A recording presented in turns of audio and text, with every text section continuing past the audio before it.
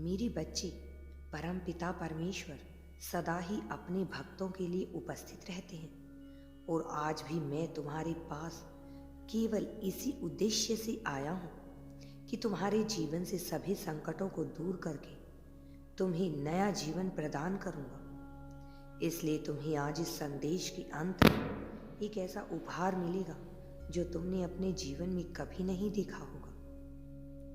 इंसान अपना पहला कदम उठाने से हमेशा डरता है, परंतु जब वह अपना पहला कदम उठा लेता है उसके बाद उसके अंदर का डर समाप्त हो जाता है, क्योंकि पहला कदम उठने के बाद इंसान के अंदर आत्मविश्वास की शक्ति जागृत होती है। और आज तुम्हें भी अपना पहला कदम उठाना है। यह याद रखना, जीवन जितना संघर्षपूर्ण होगा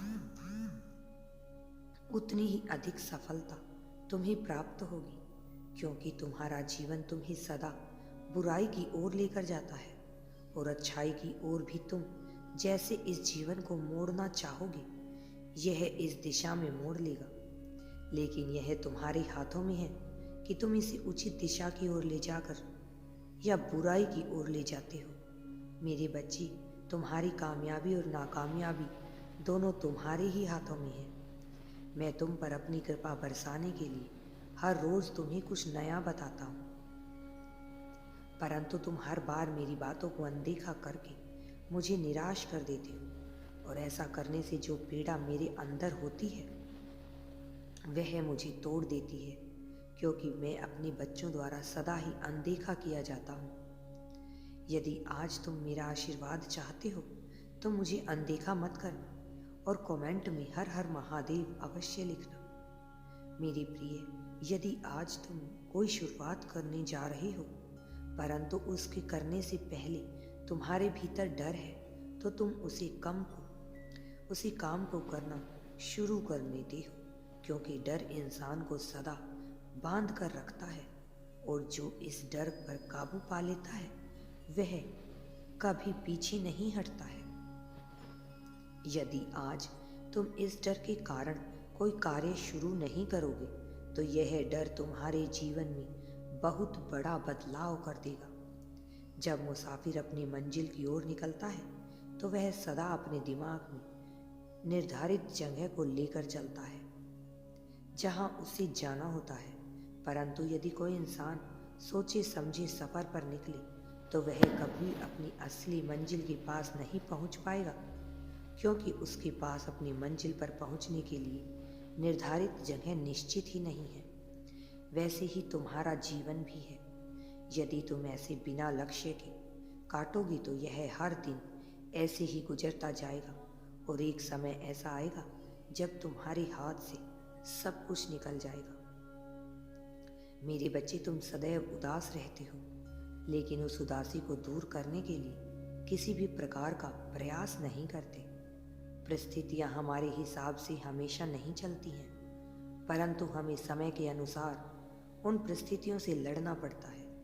यदि आज तुम्हारे जीवन में किसी प्रकार की परिस्थिति चल रही है और वह परिस्थिति तुम्हारे अनुकूल नहीं है तो तुम्हें अपनी उन परिस्थितियों से लड़ना होगा। परिस्थितियों को अपने अनुकूल करने के लिए तुम्हें वह कार्य करने होंगे जिनसे वह परिस्थितियां तुम्हारे अनुकूल हो जाएं, तुम्हारे ही अनुसार कार्य करें।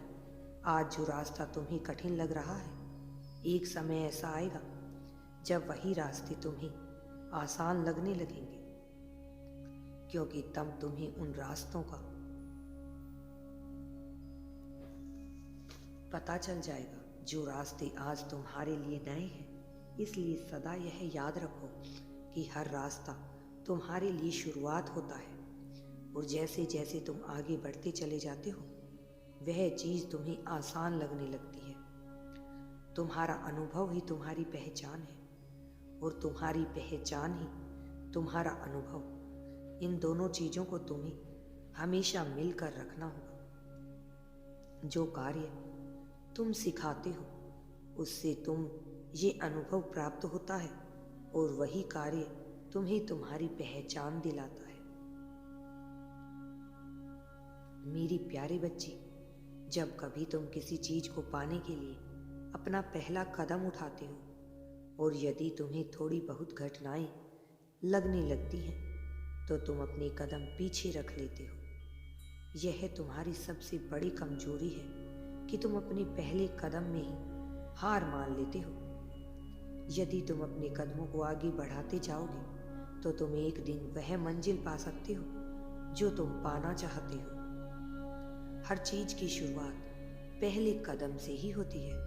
यदि तुम्हारा पहला कदम ही डगमगा जाएगा तो तुम आगे नहीं बढ़ पाओगे। मैं तुम्हारे पास सदैव हूं। तुम्हें जब कभी ऐसा महसूस हो कि तुम अकेले हो, उस समय केवल मुझे याद करना। मैं तुम्हें वचन देता हूँ, मैं तुम्हारा पिता हूँ। मैं तुम्हारा साथ कभी नहीं छोड़ूंगा और तुम्हें हर मुश्किल से रास्ता दिखाऊंगा।